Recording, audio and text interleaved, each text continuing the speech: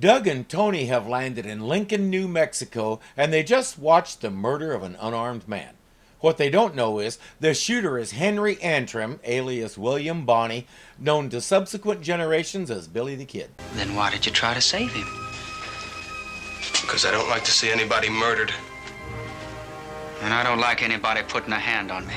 Most TV portrayals of Billy the Kid make him out to be an arrogant punk like this guy. We don't really know that. He had lots of friends, and most contemporary accounts say he was a nice guy. He spoke fluent Spanish and was especially popular with the Mexican communities. Not so much the Anglos, because he could have a tendency to view their livestock as his own, even though he hadn't paid for anything. Beg pardon? Okay, for the slow ones in the back, he stole cattle. He also did some very bad things during the Lincoln County War. In fact, he was the only participant in that whole thing who was ever charged with a crime. I believe the legal term for that is scapegoat. Thing is, when all his attempts to get a fair trial or a pardon failed, he said, "So be it, I'm a criminal," and lost all conscience. It came to a head on April 28, 1881. Billy was in custody under a warrant from Pat Garrett. Two deputies, James Bell and Bob Olinger, were guarding him in the Lincoln County Courthouse. Billy and Olinger had been on opposite sides of the Lincoln County War, and there was bad blood between them. Olinger left to go get lunch, and while he was gone, Billy overpowered Bell and got his gun. Bell tried to run down the stairs, and Billy shot him in the back. Bell also had a shotgun sitting nearby, and Billy grabbed it. Olinger heard the shots, and on his way across the street, he heard either "Hello, Bob," or "Look up, Bob." Reports differ. Either way, he looked up. The last thing he saw was Billy sitting in an upstairs window, firing both barrels of the shotgun into his chest. Was he a soulless murdering monster? Pretty much. Was he a touchy little peacock like this guy? I don't know. People outside are starting to wonder if everything's all right in the sheriff's office.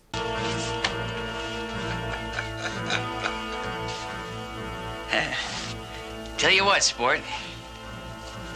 Turn around. Maybe you can make it to them horses out there before some vigilante puts a slug in you, huh? I'm sure that's what Billy is counting on. Come on now. I'm giving you a sporting chance. Like you gave that deputy? I don't like that kind of talk, dude. Now move. It's your move. You've got the gun. I haven't. Maybe you'd like to do a little dance for the boys, huh? It'll help sell the diversion. Billy the Kid was a good dancer, but he wasn't left-handed.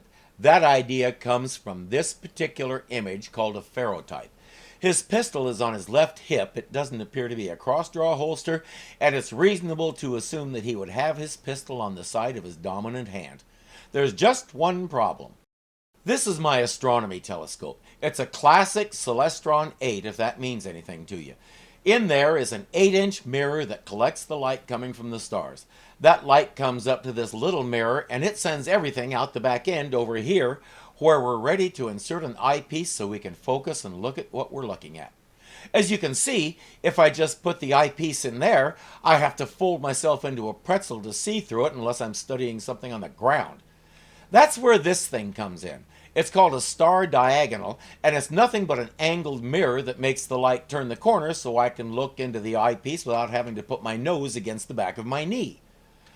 But there's a funny thing about using a star diagonal. It flips the image horizontally. In 1994, I was out with this scope every night watching the holes that comet SL9 ripped in Jupiter's atmosphere. NASA was asking people like me to chart and track the movement of the holes so they could use them to gather more data about Jupiter's rotation speed and all that stuff.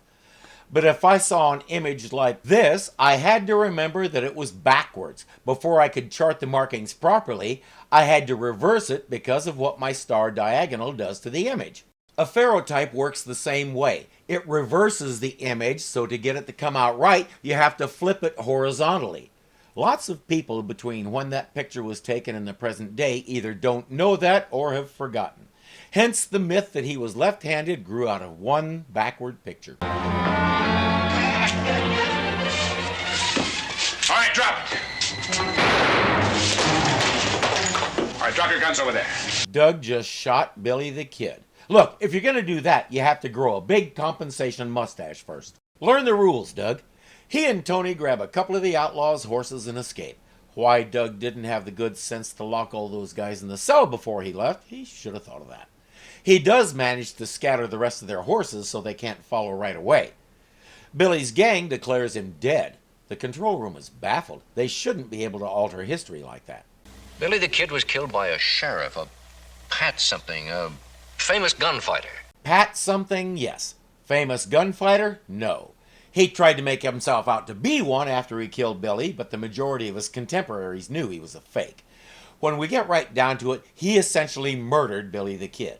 They were in a dark room, he was standing with his gun ready, and someone walked in. The other person in the room, a friend of Billy's named Pedro, said, "That's him."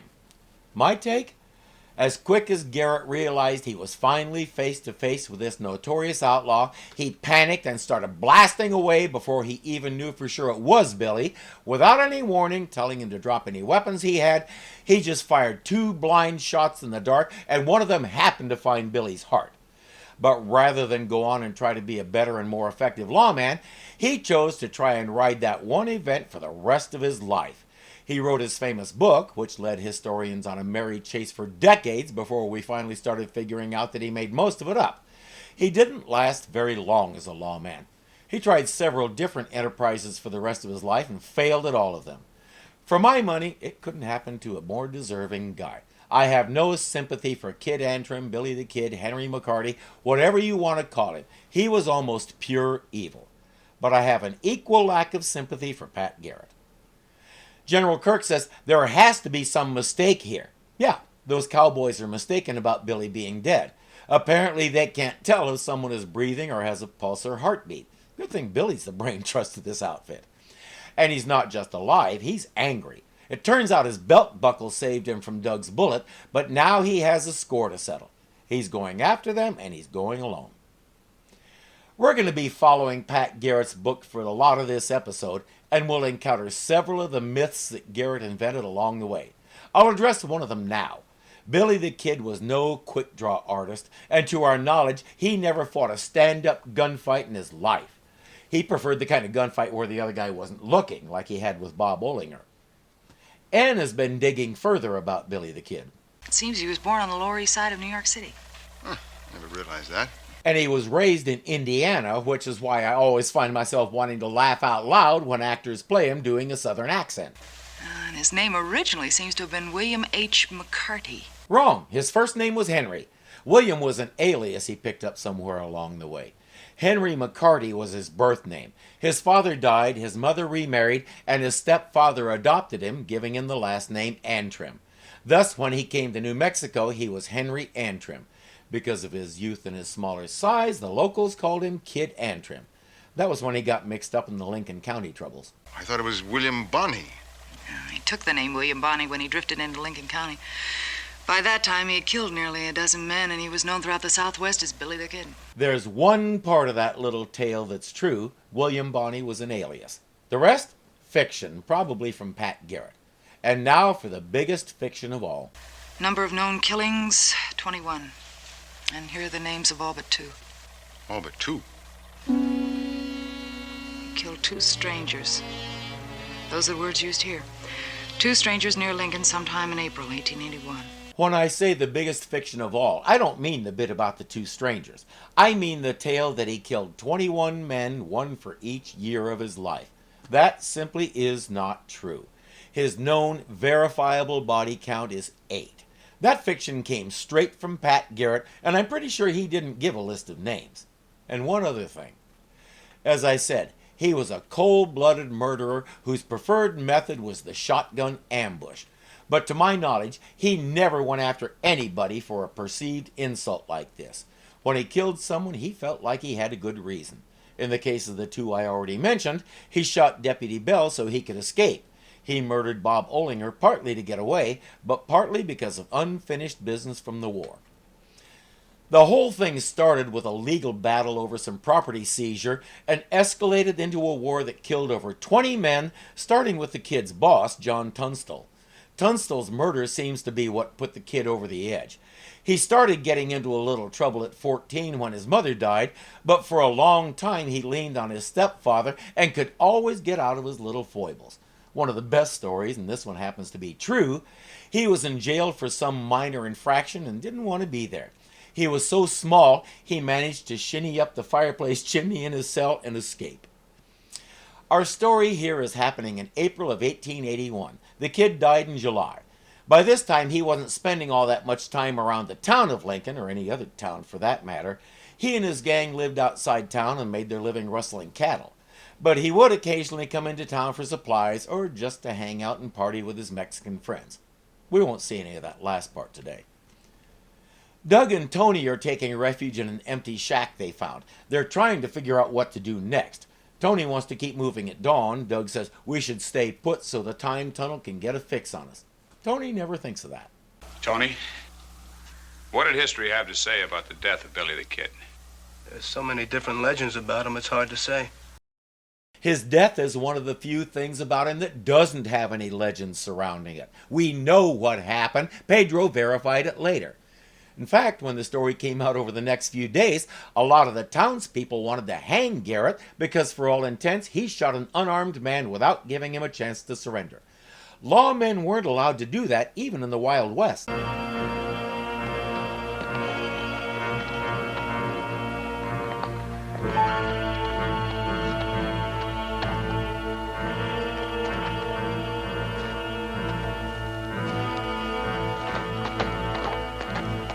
The kid just found them. Maybe Tony was right this time. But then they don't know he's hunting them. They think he's still dead and don't realize he got better. Saddle up for me, will you? I'll get the rest of the stuff.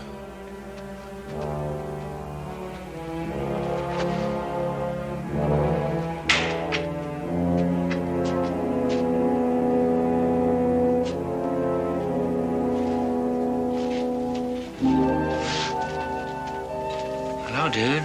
That should ease Doug's mind a little. His conscience has been beating him up non-stop about killing a man, no matter the reason. But the kid is alive. I'll bet that's a relief. You look almost happy to see me. In a way, I am. You're not making sense, mister. I should have known I couldn't kill you. These two never think to come up with a story that's appropriate to the occasion. You're right, Mr. Bonney. I'm no gunman, and the idea that I had killed someone was just tearing my guts out. It was a foolish thing to do, and I apologize. I really am glad you're not hurt. No, in good time traveler fashion, he goes with this. Well, this isn't going to make much sense to you, but I couldn't kill a man who died before I was born.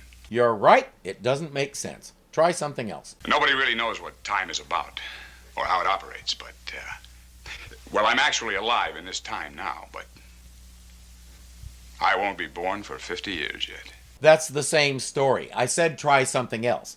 But you know, I think the kid may be starting to believe him.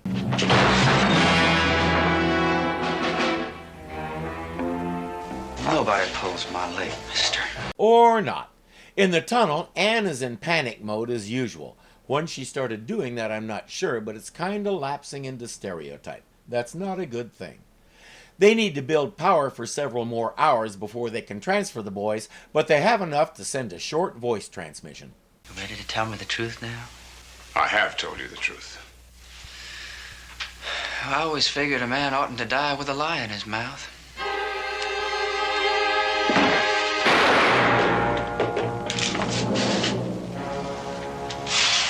Why'd he go charging in like that? Take a page from the kid's own book and ambush him from the mostly closed door. And that trick shot shooting the gun out of Tony's hand? If you buy that stuff, I have some oceanfront property just outside Cheyenne, Wyoming that may interest you. Did Pat Garrett send you to get me? We don't know any Pat Garrett. That's what I told him. Oh, Pat and me has been friends a long time. Close friends. Now he's sheriff, he's out to get me. That part is true. Garrett sometimes tried to deny it, but even in the days before the internet, photos surfaced of the two of them partying together. Pat Garrett knew the authorities were laying all the blame for the Lincoln County War on the kid, even though there was plenty of guilt to go around on both sides, but he had one goal in mind: keep his job so he could make a name for himself. If that meant killing a friend, so be it. Funny thing, after he took that step, he didn't have too many friends. He wouldn't be above hiring a couple of guns from outside the territory to do it either. Those two really look like hired guns to you. Kid, I think you need to get out more. Billy the Kid, we've got you surrounded. Come out with your hands up. I wondered what the general intended to say. Nice. ¿Quién If you didn't catch that, he said, "Quién es?" Spanish for who's there. They were his last words. He came into the dark room and in Spanish asked Pedro who the men were outside because he'd seen some members of Garrett's posse in the yard. Pedro said, "That's him," and the kid realized there was someone else in the room. He shouted, "¿Quién es?" twice before Garrett shot him. Nice little reference there.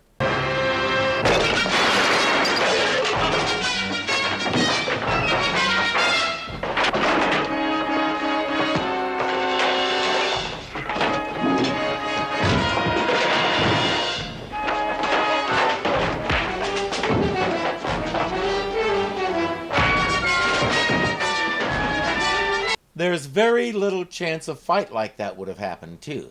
Our kid here is about the same size as Tony and Doug and Scrappy. The kid was all of 5'7" and built like a twig. In that situation, if he couldn't get to his gun, he would more likely have either jumped out the window or bolted out the door when he found himself on the wrong side of a 2-against-1. He'd take his chances trying to slip past whatever posse was out there. They tie him to a chair, and Tony says, "I'll ride into town and bring Garrett here to arrest him." Now, don't forget, everybody in town saw us ride out last night after the killing. They might just shoot first and ask questions later. I'll watch it. Wear this. It'll attract less attention. Yep. Nobody will give you a second look. You do remember where you got that hat, yes? So you should have an idea who it probably belongs to. It has that distinctive look to it, but I'm sure nobody in town will notice. Our record of doing the dumbest thing possible remains unblemished.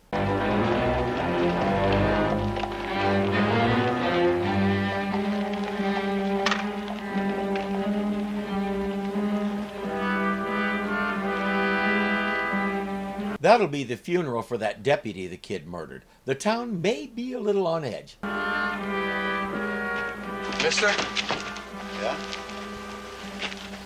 I'm looking for Pat Garrett. I'm sorry, mister. I'm busy. The stranger up there's looking for Pat Garrett. He's got a gun full of notches. It's the kid. The thing about notches on the gun is a myth, too. If you did that to the handle of your pistol, it would make it really hard to hold, to say nothing of throwing the balance off. Only wannabes did that, if anybody did. That's the kid, all right. I recognize that hat anywhere. Tony the Clueless keeps wandering down the street, as far as they know, gunning for Pat Garrett. 9 shot in each barrel. Between the two of us, 36 buckshot. I reckon that's enough to stop anybody, even Billy the Kid. I see what you're doing, a little judo using his own tactics against him. Tony blunders into the sheriff's office, still the only person in town who doesn't realize what's going on. Don't take another step. Are you Pat Garrett? You know Pat Garrett as good as I do. Another move like that and you're dead. Now just raise those hands up nice and high in the air. Tony still doesn't get it. Look, I want to talk to Pat Garrett. Oh, I just bet you do. Well, Pat's away and I'm in charge here. I'm John Poe. I'm his deputy. Well, in that case, I can tell you. You can't tell me nothing, will you, Mates Barney? Ain't it Billy the Kid? What? And after all that, he still doesn't grasp what Deputy Poe is saying. In the name of Lincoln County, the territory of New Mexico, I hereby arrest you for the willful murder of Deputy Hayes. You'll be given a fair trial, and in less than a week, you're going to be hanging by the neck until you're dead. Hey, now, wait a minute! I think he finally gets it. And once again, he can't spit out a simple sentence like, "I'm not Billy the Kid." Look, I'm not Billy the Kid. At least not in time for it to do any good. Kid, I never thought you'd be the kind to deny yourself. Look, Pat Garrett can tell you I'm not. When's he coming back? Don't matter even if he doesn't. You mean you try me without someone to swear who I am? Oh, I'll swear who you are. So old McKinney here. Neither of you ever met Billy the Kid in your lives. We got your hat. We got your gun. We got you. A lynch mob is forming outside. Meanwhile, the real Billy has gotten loose while Doug went to fetch some water.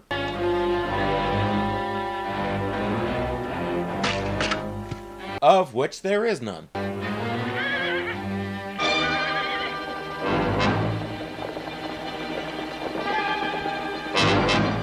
Right now, that's a good thing. He can hide without getting his suit wet. While they're helping Billy, Doug slips out, grabs his horse, and escapes. In town, Pat Garrett just arrived to hear that his old friend Billy the Kid is locked up. There he is. Yes, sir, we got him dead to rights.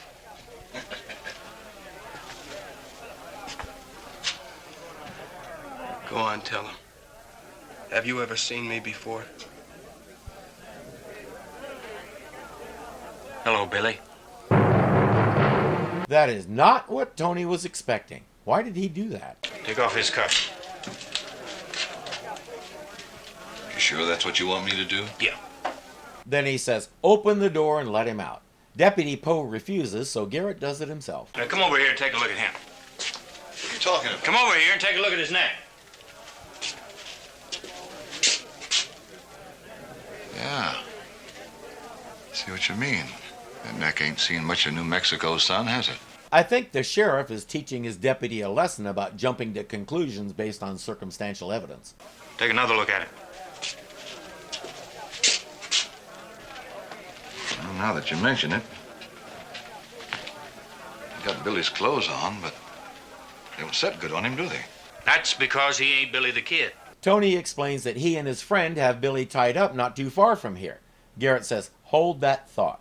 He goes outside and tells them that 1, even if it was Billy the Kid, he wouldn't turn a man over to a mob, and 2, that's not Billy anyway, so go home. You expect us to buy that? Yeah. What about the hat? Now you just listen to me. And the gun and all. Just listen to me and give me a chance to explain. Pat Garrett was not an effective lawman. If that had been Wyatt Earp, he would have pointed his gun at the guy doing all the talking and said, your mob might get him, but you'll never see it. Worked every time. Pat, they ain't gonna wait to look at that young fella's neck. They're gonna stretch it. Could be right. I got an idea how we can stop that mob. Yeah, I just told you how. I was coming into town. I passed the Murphy boys rounding up some of their stock. About 200-300 head, I reckon. Oh, you think you could ride out and stampede them animals through town? With the help of the Murphy boys? You mean into town? Right through the mob. I don't figure they'd stand around and ask questions, do you? A week later, the town council presented Sheriff Pat Garrett with a bill for $86,000 for repairs to the sidewalks, streetlights, hitching posts, windows, and everything else his stampede destroyed. At Garrett's request, and with severely gritted teeth, Poe pretends he's lost his taste for all this and he's quitting. They let him through. Serious shooting has started between the mob and Garrett.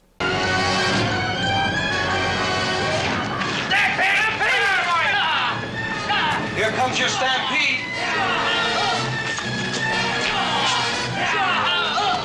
It's working. It's working just fine.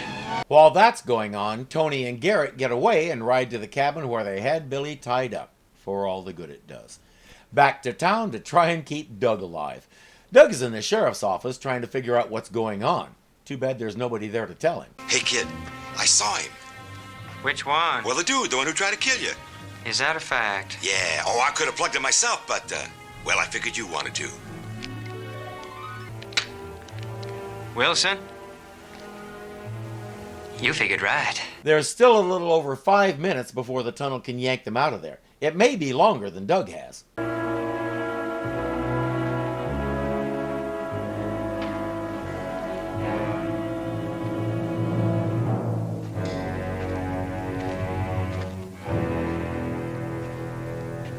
Hey, dude! Billy says, start walking. When you think you're close enough, draw. So, of course, instead of trying to duck behind something or run away or just stand there and refuse to play his game, Doug starts walking. Doug spends too much time doing what he's told. Garrett and Tony arrive while Doug is walking. Billy says, "Stay out of this, Pat." And around this time in most places in the West, he was right. As long as it was a fair, stand-up fight, this stuff was legal. Clay Allison, who called himself a shootist, had a fight with a guy at a dinner table. The other guy tried to draw on him, but his pistol barrel caught on the edge of the table. In another instant, Allison gave him a third eye. It was considered a fair fight, and the whole thing was legal. And unlike what we're seeing here, Billy the Kid never had one of these. He wasn't a fan of fair odds.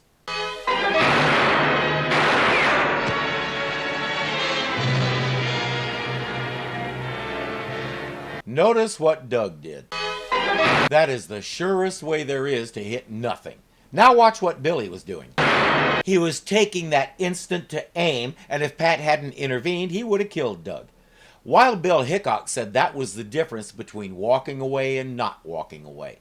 In his famous gunfight with Dave Tutt, he actually used his arm as a rest to aim like this. Wyatt Earp said fanning the pistol like that was fantasy, and anybody who did that had a death wish. Now I'm wondering if Doug needs therapy. You hit? I guess not. Of course he's not hit. The kid never fired. Though considering his technique, I'm a little surprised he didn't shoot himself in the leg.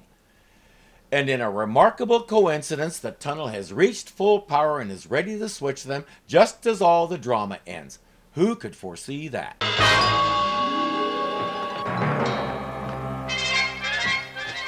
Pat, look. Those dudes. They disappeared. Now, you don't expect me to fall for an old trick like that, do you, Billy? Old trick? How many times has it been tried on you? But my reward for the best response goes to Wilson. Move on, men.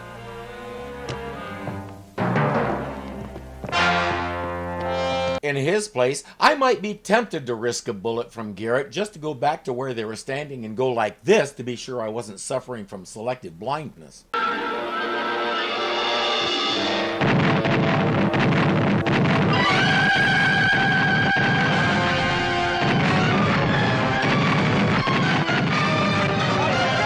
See, this is what happens when you use all those explosions to make your time tunnel work. It gets used to the noise and keeps dropping them into places that sound similar. And of course, they're on the pirate ship, which is being overrun.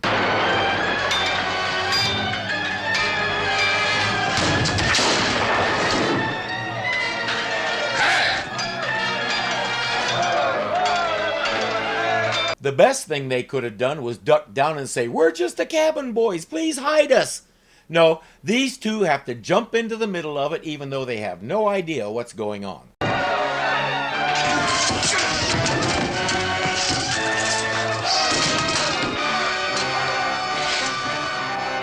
That didn't take long. The pirates win. On shore, they're evaluating the prisoners they captured. Let's see your hand. No calluses? Yeah. You're not seamen? Couple of rich young gentlemen, perhaps? Oh, you've made a mistake, Captain. We haven't got any money. Don't lie to me. Must be someone willing to pay a ransom for your release. Not exactly. They don't even know what year it is or where they are, but it's a fair bet nobody currently living on the planet knows who they are. He says, "Fine, take them out and shoot them." And credits. I told them they should have pretended to be with the pirates. And now for the most distasteful part of this review, at least for me. If you really want to know about Billy the Kid with information drawn from the best sources possible and brought together in one place, read this book. It's called Billy the Kid, A Short and Violent Life by Robert M. Utley. It's available on Amazon and other places, or you can probably get it from your public library. If they don't have it, they can get it from another library. Why do I say recommending it is distasteful? Because Professor Utley did something that I would not have believed possible. He took a life as action-packed and interesting as Billy the Kid's and made it dull. He's an academic, and he wrote the book from an academic perspective. I have to be honest, it's hard to get through. But when you do get through it, it's worth it. Except for his height, which I did look up. Everything I told you about the kid is from memory. It's all there in my head, and this book is the reason. There is so much information here. He talks about the legends and stories and how they came about and how to separate fact from fiction, and he does it all while he's telling the story. If you want the story in an exciting way, read something else or watch a documentary. If you want all the information you could ever absorb, here it is. It's funny because Billy the Kid isn't really my thing. I'm a Wyatt Earp researcher. He's one of my personal heroes largely because he never figured out what he wanted to be when he grew up either. I can tell you anything you want to know about the OK Corral gunfight, the Spicer hearing that followed. I've been digging into that stuff since the early 90s. I love it. Then one day I happened to see this book in my library and decided to take a look. And here we are. If you're interested in Billy the Kid, read that book. If you're not interested in Billy the Kid, never mind.